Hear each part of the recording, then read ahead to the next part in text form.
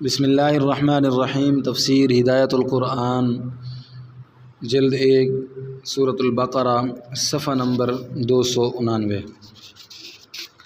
بسم اللہ الرحمن الرحیم۔ لا جناح علیکم ان طلقتم النساء ما لم تمسوهن او تفرضوا لهن فریضہ ومتعوهن على الموسع قدره وعلى المقتر قدره متاعا بالمعروف حقا على المحسنين وَإِن طَلَّقْتُمُوهُنَّ مِن قَبْلِ أَن تَمَسُّوهُنَّ وَقَدْ فَرَضْتُمْ لَهُنَّ فَرِيضَةً فَنِصْفُ مَا فَرَضْتُمْ إِلَّا أَن يَعْفُونَ أَوْ يَعْفُوَ الَّذِي بِيَدِهِ عُقْدَةُ النِّكَاحِ وَأَن تَعْفُوا أَقْرَبُ لِلتَّقْوَىٰ وَلَا تَنسَوُا الْفَضْلَ بَيْنَكُمْ إِنَّ اللَّهَ بِمَا تَعْمَلُونَ بَصِيرٌ۔ آیات مبارکہ کا لفظی ترجمہ سماعت کیجیے۔ لا جناح علیکم ان طلقتم النساء، کچھ گناہ نہیں تم پر اگر طلاق دو تم عورتوں کو، ما لم تمسوهن او تفرضوا لهن، جب تک نہ چھویا ہو تم نے ان کو یا نہ مقرر کیا ہو ان کے لیے فریضتاً کچھ مقرر کرنا، ومتعوهن على الموسع قدره، اور کچھ مال وغیرہ دو ان کو مقدور پر اس کی حیثیت سے، وعلى المقتر قدره متاعا بالمعروف حقا على المحسنين، اور تنگ دست پر اس کی حیثیت سے فائدہ پہنچانا حسب دستور لازم ہے نیکوکاروں پر۔ وَإِن طَلَّقْتُمُوهُنَّ مِن قَبْلِ أَن تَمَسُّوهُنَّ، اور اگر طلاق دو تم ان کو پہلے ان کو ہاتھ لگانے سے، وقد فرضتم لہن فریضۃ فنصف ما فرضتم الا ان یعفون او یعفو الذی بیدہ عقدۃ النکاح، ان کو ہاتھ لگانے کے درا لے کے تحقیق مقرر کیا تم نے ان کے لیے کچھ مقرر کرنا تو آدھا ہے اس کا جو تم نے مقرر کیا، مگر یہ کہ معاف کریں عورتیں یا معاف کرے وہ شخص جو اس کے ہاتھ میں ہے گرا نکاح کی۔ وَأَن تَعْفُوا أَقْرَبُ لِلتَّقْوَىٰ وَلَا تَنسَوُا الْفَضْلَ بَيْنَكُمْ إِنَّ اللَّهَ بِمَا تَعْمَلُونَ بَصِيرٌ، اور مرد کا معاف کرنا زیادہ قریب ہے پرہیزگاری سے، اور مت بھولو احسان کرنا آپس میں، بے شک اللہ تعالیٰ ان کاموں کو جو تم کرتے ہو خوب دیکھنے والے ہیں۔ مختصر ترکیب سماعت کیجیے۔ ما مصدریہ ظرف ہے، جیسے ما دمت حیا ای مدتاً دوامی حیا، جب تک میں زندہ ہوں۔ تفرضو کا عطف تمسوہن پر ہے، پس لم یہاں بھی آئے گا، اور او مانعۃ الخلوف کا ہے، مانعۃ الخلوف میں دو باتیں جمع ہو سکتی ہیں، مرتفع نہیں ہو سکتی۔ متاعاً متعوہن کا مفعول مطلق ہے، اور بالمعروف متاعاً مصدر سے متعلق ہے، حقاً فعل معذوف کا مفعول مطلق ہے، ای یحق حقاً پکی بات ہے، ان تعفو مبتدا اور اقرب خبر ہے، ان مصدریہ ہے۔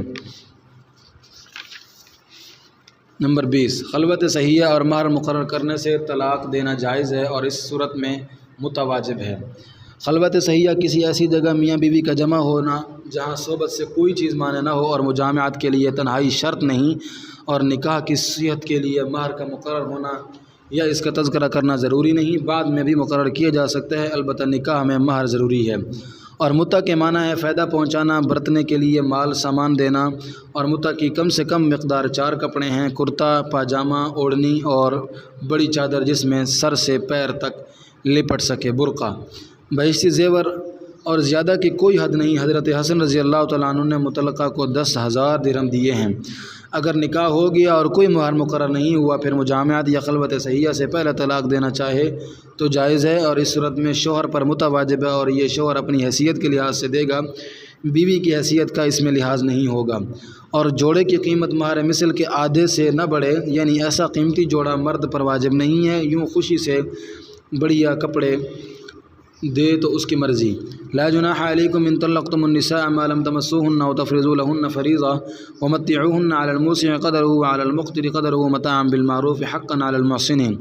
ترجمہ، تم پر کچھ گناہ نہیں اگر تم عورتوں کو طلاق دو جب تک تم نے ان کو ہاتھ نہ لگایا ہو یا ان کے لیے کوئی مہر مقرر نہ کیا ہو۔ یہ ایک وہم دفع کیا ہے۔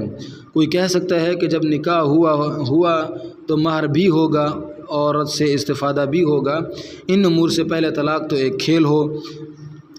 جواب یہ ہے کہ ایسی ضرورت پیش آتی ہے، اس لیے طلاق دینا جائز ہے۔ رہا مہر کا معاملہ تو اس کی جگہ متع دے گا، کیونکہ استفادہ نہیں کیا۔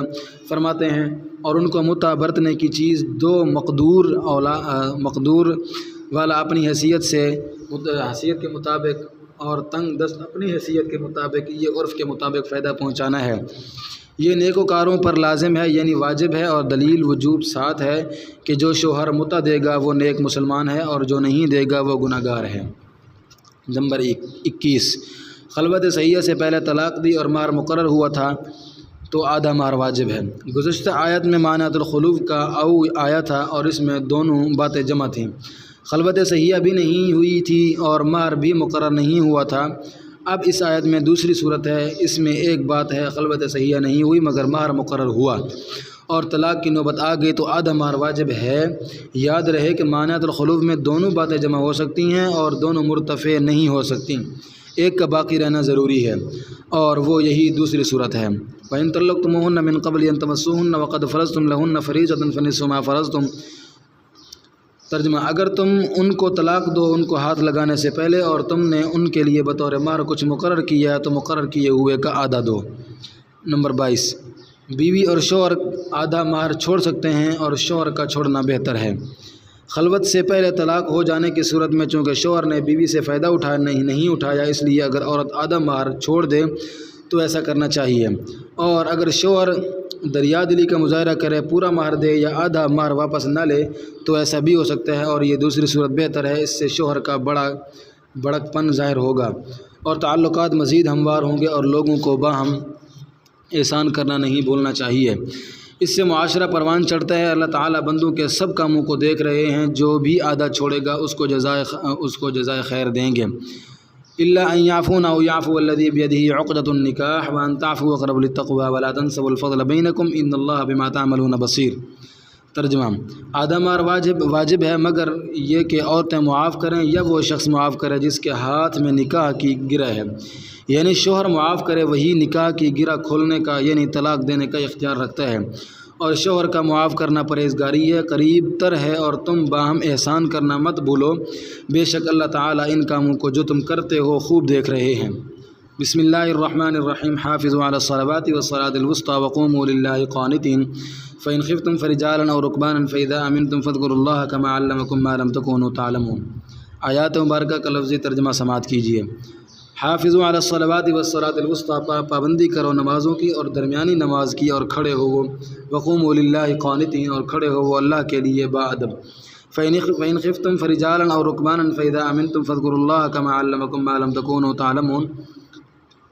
پھر اگر ڈرو تم تو پیادہ یا سواری پر پڑھو، پھر جب مطمئن ہو جاؤ تم تو یاد کرو اللہ کو جس طرح سکھلایا ہے تم کو جو نہیں تھے تم جانتے۔ مختصر ترکیب سماعت کیجیے۔ قانت اسم فاعل قنتا نون قنوتاً کے متعدی معنی کیے گئے ہیں، فرمان برداری کرنا، اظہار عاجزی کرنا۔ حضرت شاہ عبد القادر صاحب نے با ادب ترجمہ کیا ہے۔ رجالاً راجل کی جمع ہے، پیادہ رجل کی جمع نہیں۔ ربط: طلاق رجعت، عدت اور مہر کے مسائل پورے ہوئے، یہ سب احکام مسالے پر مبنی تھے۔ یسألونک عن الخمر والمیسر سے ایسے ہی احکام بیان شروع ہوا ہے جن میں مسالے اور مفاسد کی رعایت ہے۔ اب احکام آگے بڑھاتے ہیں۔ اب یہ مسئلہ بیان فرماتے ہیں کہ اگر خطرہ شدید ہو تو پیدل یا سواری پر نماز پڑھنے کی اجازت ہے، اور یہ جواز پر بنائے مصلحت ہے، اور ان آیتوں میں نماز کے تعلق سے 4 باتیں ہیں، مقصود تیسری بات ہے، پہلی 2 باتیں تمہید ہیں اور آخری بات تنبیہ ہے۔ نمبر 23، نماز کی پابندی کا حکم۔ نماز کے اوقات مقرر ہیں، انہی اوقات میں نماز پڑھنا ضروری ہے۔ سورۃ النساء آیت 103 میں ہے، ان الصلاۃ کانت علی المؤمنین کتابا موقوتا، بے شک نماز مسلمانوں پر فرض کی گئی ہے اوقات کا لحاظ کر کے، یعنی نماز کے اوقات مقرر ہیں، انہی اوقات میں نماز پڑھنا ضروری ہے۔ اور حدیث میں ہے، ان للصلاۃ اولا وآخرا، نماز کے اوقات کی ابتدا اور انتہا، ترمذی شریف۔ اور یہاں حکم دیا ہے کہ سبھی نمازوں کی پابندی کرو، یعنی نمازیں ان کے اوقات میں پڑھو، قضا مت کرو، خاص طور پر درمیانی نماز جو مشغولیت کے دوران آتی ہے اس کا خاص خیال رکھو۔ پس یہ تیسری آیت کی تمہید ہے، اور شدید خطرہ میں بھی نماز بر وقت پڑھنا ضروری ہے۔ حیات و حالت میں تبدیلی ہوگی مگر وقت میں کوئی تبدیلی نہیں ہوگی۔ حافظوا علی الصلوات والصلاۃ الوسطی، ترجمہ سب نمازوں کی عام طور پر اور درمیانی نماز کی خاص طور پر پابندی کرو۔ درمیانی نماز کون سی ہے؟ متعدد صحیح احادیث میں صلاۃ وسطیٰ کی تفسیر نماز عصر سے آئی ہے، کیونکہ اس کے ایک طرف میں دن کی 2 نمازیں اور فجر اور ظہر ہیں، اور دوسری طرف میں رات کی 2 نمازیں مغرب اور عشاء ہیں۔ حضرت عائشہ، حضرت زید بن ثابت رضی اللہ تعالیٰ عنہما سے مروی ہے کہ درمیانی نماز ظہر کی نماز ہے، اور حضرت ابن عمر اور حضرت ابن عباس رضی اللہ عنہما سے مروی ہے کہ درمیانی نماز صبح کی نماز ہے۔ سوال: مرفوع احادیث کی موجودگی میں ان حضرات سے دوسری تفسیر کیوں کی؟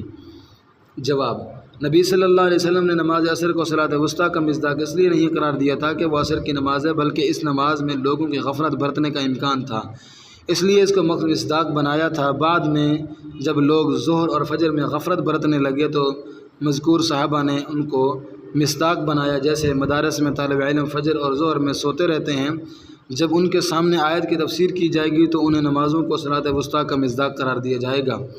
اس کی وضاحت یہ ہے کہ کبھی آیت میں امر کلی مذکور ہوتا ہے جس کے مصداق متعدد ہو سکتے ہیں، ایسی صورت میں آیت کی متعدد تفسیریں ہو سکتی ہیں۔ ظاہر ہے کہ جب نمازیں 5 ہیں تو ہر نماز درمیانی نماز ہو سکتی ہے، اور خصوصیت سے اس کے اہتمام کا حکم بر بنائے غفلت دیا گیا ہے۔ بس مختلف زمانوں میں جو لوگ جس نماز میں غفلت برتنے لگے، صحابہ نے اسی کو آیت کا مصداق قرار دیا تاکہ لوگوں کی غفلت دور ہو۔ آیت سے 5 نمازوں کا ثبوت۔ یہ آیت اس بات کی بھی دلیل ہے کہ نمازیں 5 ہیں، کیونکہ صلاۃ وسطیٰ کا عطف صلاۃ ہے۔ عربی قواعد کی روح سے یہ بات ضروری ہے صلاۃ وسطیٰ صلاۃ میں شامل نہ ہو، کیونکہ عطف مغایرت یعنی دونوں کے الگ الگ ہونے کو ظاہر کرتا ہے۔ صلاۃ کا اطلاق جمع ہونے کی وجہ سے کم 3 پر ہوگا، لیکن اگر اس سے 3 نمازیں مراد ہوں تو صلاۃ وسطیٰ چوتھی نماز ہوگی، اور 4 نمازوں میں کوئی نماز بھی پنج کی نماز نہیں ہو سکتی۔ پنج کی نماز اسی وقت ہو سکتی ہے جب تاک عدد ہو، اس لیے ماننا پڑے گا کہ صلاۃ سے 4 نمازیں اور صلاۃ وسطیٰ سے پانچویں نماز مراد ہے۔ لہذا 5 نمازوں کا ثبوت خود قرآن مجید سے ہے۔ منکرین حدیث جو اپنے کو اہل قرآن کہتے ہیں 5 نمازوں کے قائل نہیں، 3 کے قائل ہیں، وہ دراصل حدیث ہی کے نہیں قرآن کے بھی منکر ہیں۔ واللہ هو الہدی۔ دوسری بات، نماز میں باادب کھڑے رہو۔ نماز کے لیے فرائض و واجبات، سنن اور آداب ہیں، اسی طرح نواقض و مکروہات ہیں۔ نماز میں سب کی رعایت ضروری ہے۔ لفظ ادب عام استعمال کیا ہے، فرض نہیں رہے گا تو نماز باطل ہو جائے گی، واجب چھوٹ جائے گا تو سجدہ سہو کرنا پڑے گا، سنت چھوڑ دے گا تو نماز میں کمی آئے گی، اور ادب کی رعایت نہیں کرے گا تو نماز بے رونق ہو جائے گی۔ اسی طرح نواقض سے وضو نماز ٹوٹ جاتی ہے، نماز میں کھانے پینے اور بات کرنے سے نماز ٹوٹ جاتی ہے، اور مکروہ کے ارتکاب سے نماز ناقص ہوتی ہے۔ غرض یہ بھی اگلے حکم کی تمہید ہے۔ نماز باقاعدہ پڑھنا ضروری ہے، مگر شدید خوف میں بعض چیزوں میں چھوٹ دی گئی ہے، مگر بر وقت نماز پڑھنا ضروری ہے۔ وقوموا للہ قانتین، اور اللہ تعالیٰ کے سامنے باادب کھڑے رہو، یعنی مامورات اور منہیات کی رعایت کر کے بر وقت نماز ادا کرو۔ نماز میں کلام کی ممانعت۔ پہلے نماز میں ضروری بات چیت کر سکتے تھے، سلام کا جواب بھی دے سکتے تھے، پھر جب یہ آیت نازل ہوئی تو لوگوں کو نماز میں خاموش رہنے کا حکم دیا گیا۔ اب نماز میں کلام کی مطلق گنجائش نہیں۔ اس مسئلہ میں 3 حدیثیں ہیں جو تحفۃ القاری جلد 3 صفحہ 521 میں ہیں۔ تیسری بات، خوف شدید ہو اور صلاۃ الخوف پڑھنے کی کوئی صورت نہ ہو تو نماز کیسے پڑھیں؟ اگر دشمن کا یا درندہ وغیرہ کا ڈر ہو اور زمین پر اتر کر جماعت کرنا صلاۃ الخوف پڑھنا مشکل ہو تو پھر ہر شخص تنہا نماز پڑھے، سوار سواری پر اور پیادہ زمین پر۔ حنفیہ اسی کے قائل ہیں۔ اگر جنگ ہو رہی ہو یا جنگ تو نہیں ہو رہی مگر خطرہ شدید ہے تو ہر شخص تنہا نماز پڑھے، لیکن نماز رک کر پڑھنا ضروری ہے۔ چل بھی رہا ہو تو نماز بھی پڑھ رہا ہو، یا سواری چل رہی ہو اور وہ نماز پڑھ رہا ہو، یہ صحیح نہیں، نماز نہیں ہوگی۔ فَإِنْ خِفْتُمْ فَرِجَالًا أَوْ رُكْبَانًا، ترجمہ، پھر اگر تم کو اندیشہ ہو تو پیدل یا سواری پر چڑھے ہوئے نماز پڑھ لیا کرو، مگر وقت میں پڑھو۔ اس کی بھی صورت نہ ہو تو نماز قضا پڑھیں گے۔ غزوہ احزاب میں نبی صلی اللہ علیہ وسلم نے نمازیں قضا پڑھی ہیں، یہی حکم بیان کرنا اس آیت میں مقصود ہے۔ چوتھی بات، جب امن ہو جائے تو باقاعدہ نماز پڑھی جائے۔ یہ تنبیہ ہے کہ جب امن ہو جائے تو نیچے اتر کر رکوع سجدہ کے ساتھ قبلہ رخ ہو کر نماز ادا کی جائے۔ اوپر خوف و خطرہ کی حالت کا حکم تھا کہ جس طرح ممکن ہو نماز ادا کرے، زمین پر کھڑے یا سواری پر بیٹھے رکوع سجدہ کے ساتھ یا اشارے سے قبلہ کی طرف رخ کر کے جدھر رخ کر سکے نماز پڑھے۔ پھر جب خوف جاتا رہے تو معمول کے مطابق نماز ادا کی جائے۔ فَإِذَا أَمِنْتُمْ فاذكروا اللَّهَ كَمَا عَلَّمَكُم مَّا لَمْ تَكُونُوا تَعْلَمُونَ، پھر جب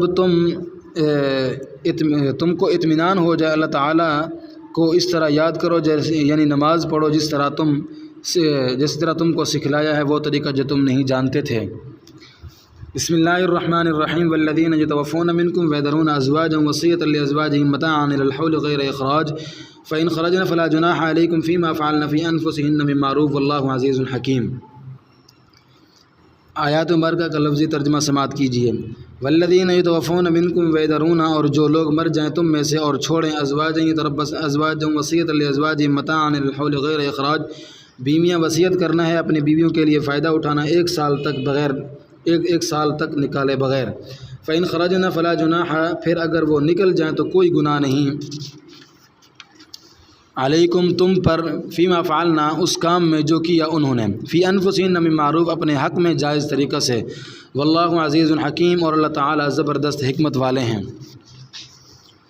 مختصر ترکیب: وصیتاً فعل معذوف، فلیوصوا کا مفعول مطلق ہے، متاعاً فعل معذوف، یعطوہن کا مفعول بھی ہے، غیر اخراج ازواج کا حال ہے۔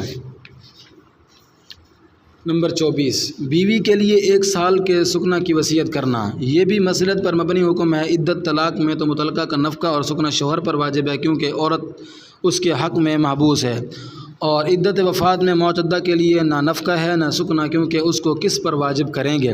شوہر کا ذمہ تو موت کے بعد وجوب کی صلاحیت نہیں رکھتا، اور اس کا ترکہ میراث بن گیا، اور میت کے ورثاء پر بھی نفقہ نہ سکنا واجب نہیں کر سکتے، کیونکہ وہ نکاح سے اجنبی ہیں۔ ہاں، میراث میں بیوی کا ایک حصہ ہے، پس وہ اپنے حصہ میراث میں سے خرچ کرے، مگر کبھی صورت نازک ہوتی ہے، شوہر نادار ہوتا ہے، عورت کے لیے کوئی ٹھکانہ میکہ وغیرہ نہیں ہوتا، ایسی صورت میں شوہر کو وصیت کرنا چاہیے کہ ورثاء بیوی کو سال بھر کا مکان میں رہنے دیں، اور وہاں عدت گزارے گی، پھر دوسرا نکاح کر کے چلی جائے گی، مگر وہ اس 1 سال تک اس مکان میں رہنے کی پابند نہیں۔ عدت کے بعد جلدی نکاح ہو جائے تو جلدی چلی جائے گی، اور وصیت اموال کی طرح منافع کی بھی ہو سکتی ہے۔ فائدہ: قرآن کریم نے لفظ سکنا استعمال نہیں کیا، لفظ متاع استعمال کیا۔ متاع کے معنی ہے اسباب زندگی، پر اس کے مفہوم میں نفقہ بھی ہے۔ میت کے ورثاء 1 سال تک رضاکارانہ بیوی کا نفقہ بھی دیں، اور اگر وہ نہ دیں تو معتدہ اپنے جیب سے خرچ کرے، اور غریب ہو تو دن میں کام کاج کے لیے نکلے اور کما کر گزارا کریں۔ یہ مسلمانوں کا صالح معاشرہ اس کا تعاون کریں۔ ضمنی مسئلہ: شوہر کے انتقال کے بعد عورت کو چاہیے کہ وہ اسی گھر میں عدت گزارے جس میں وہ شوہر کے ساتھ رہا کرتی تھی۔ شدید ضرورت کے بغیر کسی اور جگہ میکہ وغیرہ میں جا کر عدت گزارنا درست نہیں، البتہ حضرت عطا اور حضرت مجاہد رحمہم اللہ کے نزدیک جہاں چاہے عدت گزار سکتی ہے۔ آیت کریمہ: جو لوگ تم میں سے وفات پا جائیں اور اپنے پیچھے بیویاں چھوڑ جائیں، وہ اپنی بیویوں کے حق میں یہ وصیت کر جائیں کہ ان کو 1 سال تک مکان سے فائدہ اٹھانے دیا جائے اور ان کو وہاں سے نکالا نہ جائے۔ بس اگر وہ خود نکل جائیں تو تم پر کچھ گناہ نہیں اس میں جو انہوں نے اپنے حق میں قاعدہ کے مطابق کیا، اور اللہ تعالیٰ زبردست صاحب حکمت ہیں، وہ عورت کا دوسرا انتظام کر سکتے ہیں، مگر اسی میں مصلحت ہے۔ بسم اللہ الرحمن الرحیم وللمطلقات متاع بالمعروف حقا علی المتقین کذلک یبین اللہ لکم آیاتہ لعلکم تعقلون۔ آیات مبارکہ کا لفظی ترجمہ سماعت کیجیے۔ وللمطلقات متاع بالمعروف، اور طلاق والیوں کو فائدہ پہنچانا ہے معروف طریقہ پر، حقا برحق ہے، علی المتقین پرہیزگاروں پر۔ کذالک یبین اللہ، اس طرح کھول کر بیان کرتے ہیں اللہ تعالیٰ، لکم آیاتہ لعلکم تعقلون، تمہارے لیے اپنے احکامات تاکہ تم سمجھو۔ نمبر 25، طلاق والیوں کو تحفہ تحائف دے کر رخصت کرنا۔ ایک مطلقہ کو تو متع دینا واجب ہے، اس کا ذکر آیت 236 میں آیا ہے۔ باقی مطلقات کو چونکہ مہر ملتا ہے اس لیے متع واجب نہیں، البتہ ان کو بھی تحفہ تحائف دے کر رخصت کرنا مستحب ہے۔ ترکات تعلقات بھی ہوں تو خوشی کے ساتھ متعلقہ عورت شوہر کے گھر میں عدت گزارتی ہے، اس لیے جب وہ عدت پوری کر کے رخصت ہو تو ان کے ساتھ حسن سلوک کرنا چاہیے، اور یہ حکم بھی بربنائے مصلحت ہے۔ ایک واقعہ: ایک مولانا صاحب پردیسی تھے، ان کا نکاح ہوا، بیوی سے موافقت نہیں ہوئی، انہوں نے خسر کو بلایا اور ایک صورتحال ان کے سامنے رکھی۔ انہوں نے کہا آپ میری بیٹی کو طلاق دے دیں، چنانچہ وہ ایک رجی طلاق دے کر بستر اٹھا کر مسجد میں چلے گئے جس میں وہ نماز پڑھاتے تھے۔ خسر اپنی لڑکی کے ساتھ رہے۔ جب عدت پوری ہوئی تو مولانا صاحب گھر آئے اور بیوی سے کہا آپ گھر میں سے جو لینا چاہیں لے جائیں۔ اس نے ماچس بھی نہیں چھوڑی۔ چلتے وقت خسر نے کہا آپ ہفتہ 10 دن کے بعد تشریف لائیں۔ مولانا صاحب گئے تو انہوں نے چھوٹی لڑکی ان کے نکاح میں دے دی، وہ بیوی لے کر گھر آئے وہ اور ہمیشہ ان کے نکاح میں رہی، یہی حسن سلوک کا فائدہ ہے۔ آیات پاک۔ اور طلاق دی ہوئی عورتوں کو فائدہ پہنچانا ہے ریت و رواج کے مطابق پرہیزگاروں پر لازم ہے۔ یوں اللہ تعالیٰ تمہارے لیے اپنے احکام کھول کر بیان کرتے ہیں تاکہ تم سمجھو۔ اس میں اشارہ ہے کہ آگے نہج بدلے گا۔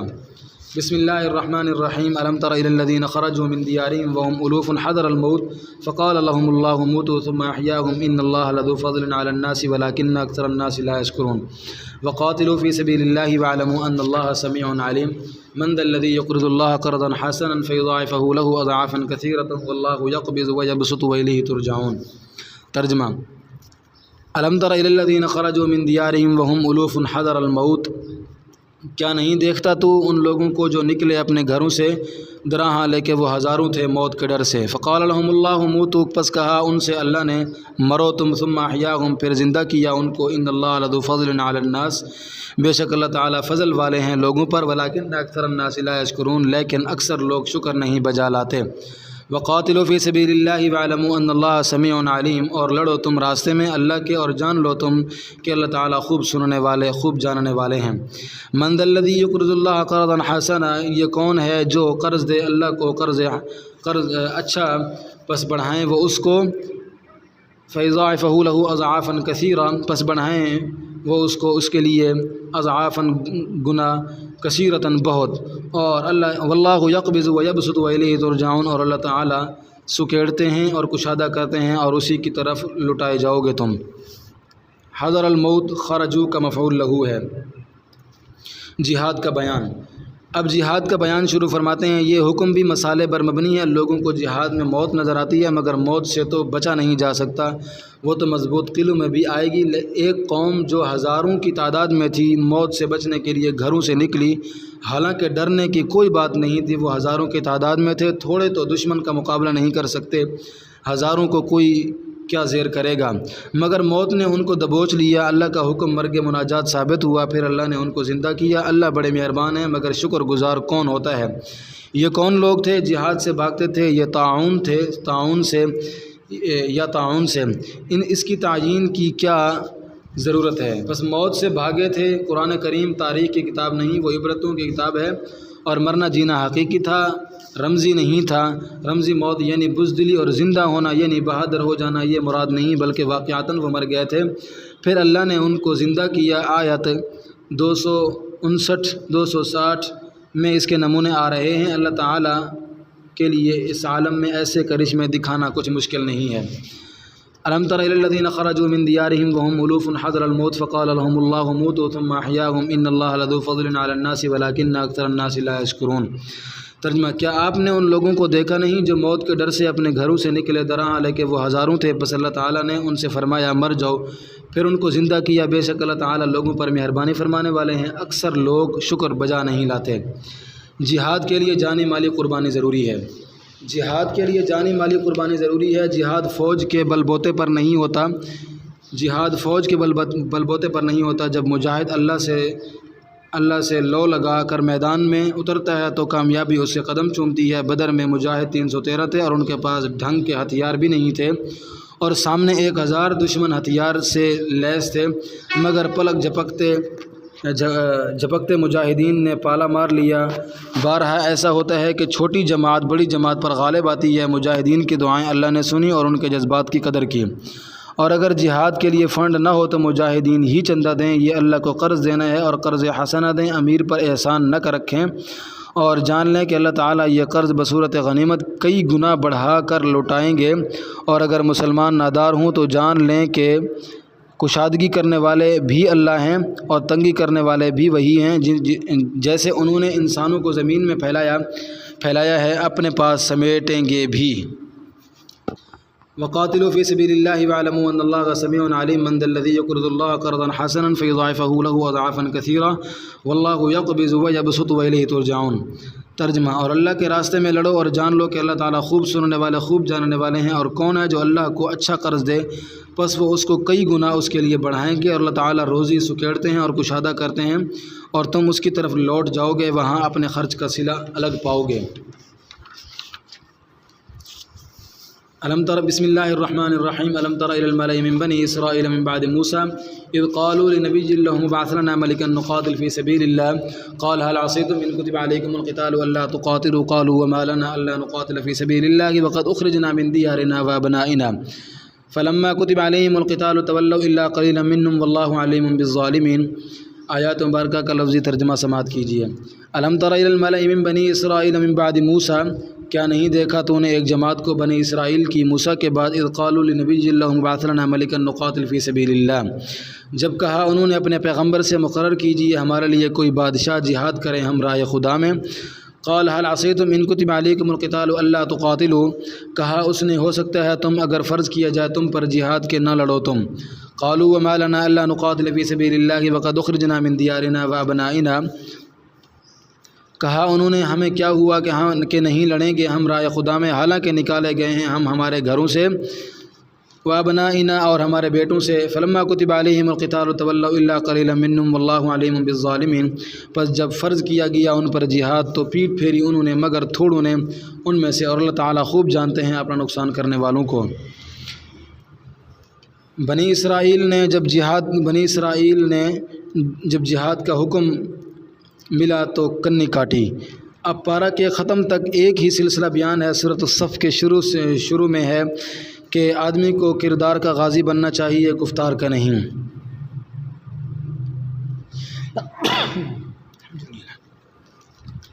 اللہ تعالیٰ کو یہ بات سخت ناپسند ہے کہ ایک آدمی ایک بات کہے اور کرے نہیں۔ بنی اسرائیل گفتار کے غازی تھے، جب عمل کا موقع آیا تو پیچھے ہٹ گئے۔ سورۃ المائدہ سورۃ 5 اور آیت 24 میں ہے۔ فرعون سے نجات پانے کے بعد حضرت موسیٰ علیہ السلام نے بنی اسرائیل کو ان عمالقہ سے جہاد کرنے کی دعوت دی جو بنی اسرائیل کے وطن فلسطین پر قابض ہو گئے تھے، مگر بنی اسرائیل نے انکار کیا، جس کی سزا میں ان کو صحرائے سینا میں معصور کر دیا، اور اسی حالت میں حضرت موسیٰ علیہ السلام کی وفات ہو گئی۔ بعد میں بنی اسرائیل نے اپنے نبی کی قیادت میں فلسطین کو فتح کیا اور وہاں جا بسے، مگر آس پاس کے قومیں ان پر حملہ آور ہوتی رہتی تھیں۔ آخر میں فلسطین کی بت پرست قوم نے ان پر حملہ کر کے انہیں سخت شکست دی، اور وہ متبرک صندوق بھی اٹھا لے گئے جس میں موسیٰ اور ہارون علیہ السلام کے متروکات تھے۔ بنی اسرائیل جنگ کے موقع پر اس کو آگے رکھا کرتے تھے۔ موسیٰ علیہ السلام کی وفات کے بعد ایک عرصہ بعد بنی اسرائیل نے اپنے زمانہ کے پیغمبر سے درخواست کی کہ ان پر کوئی اپنا بادشاہ مقرر کیا جائے جس کے جھنڈے تلے وہ مشرک اقوام سے جہاد کریں اور اپنا کھویا ہوا علاقہ واپس لیں اور اپنے لڑکوں کو غلامی سے چھڑائیں۔ پیغمبر نے فرمایا اگر اللہ نے کوئی بادشاہ مقرر کیا اور جہاد کا حکم دیا تو تم پیٹھ تو نہیں پھیرو گے؟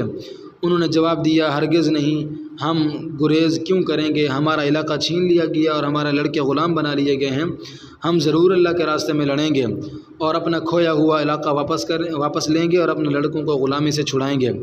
مگر جب ان پر طالوت کو بادشاہ مقرر کیا گیا تو اولاً انہوں نے اس کی سربراہی ماننے ہی سے انکار کر دیا، پھر جب ان کو دلائل سے اور کرشمہ دکھا کر قائل کیا گیا تو جہاد کے لیے نکلے، مگر جب طالوت نے ایک نہر پر کھرے کھوٹے کا امتحان کیا تو سب کھوٹے ثابت ہوئے، صرف 313 کھرے نکلے جنہوں نے جہاد کیا اور جالوت کو مار گرایا اور اپنا علاقہ دوبارہ حاصل کیا اور اپنے لوگوں کو غلامی سے چھڑایا۔